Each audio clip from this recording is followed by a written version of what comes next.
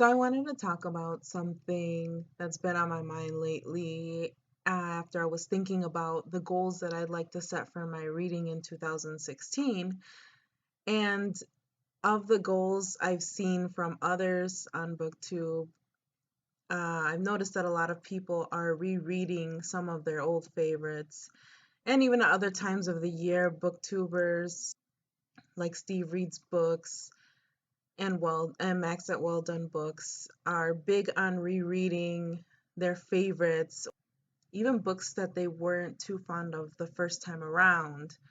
They feel like they can't make a true judgment about a book until they reread it. Like Max specifically, I'll link to his video in the description box. I thought it was very interesting that he feels he can't really call a book his favorite or an author his favorite unless he's read some of their work multiple times over. This for me is an extremely foreign concept as I'm almost, I don't know, adamantly against rereading. I mean, not for other people, but for myself. And I'm trying to question myself and figure out why that is. Somehow I feel like I have this limited time, which I do. Our lives are short, and there's so many books out there that somehow, if I'm spending my time rereading books that I've already read, I am wasting the precious time I could be using on discovering new books and just reading the endless amounts of never ending books that are out there. And I'm not gonna lie, another reason that I'm hesitant to reread books, especially if they're my favorites, it's because I'm so fond of the nostalgia and all the feelings that came with the first reading that I don't want to reread and then figure out that, hey, maybe I don't like this book as much during this time of my life, or hey, maybe that book wasn't as great as I thought it was.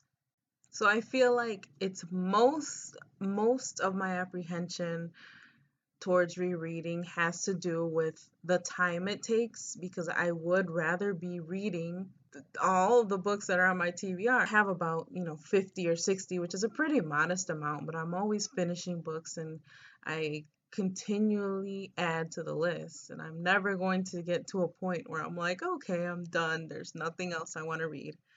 But yeah, I do listen to the booktubers who love to reread, and I can see that their reasons for rereading are very valuable because as much as I fear not feeling the same feeling I had when I was a certain age, at the same time, rereading when you're older and more mature brings a whole different level of understanding to a book, especially if you didn't really understand it the first time around.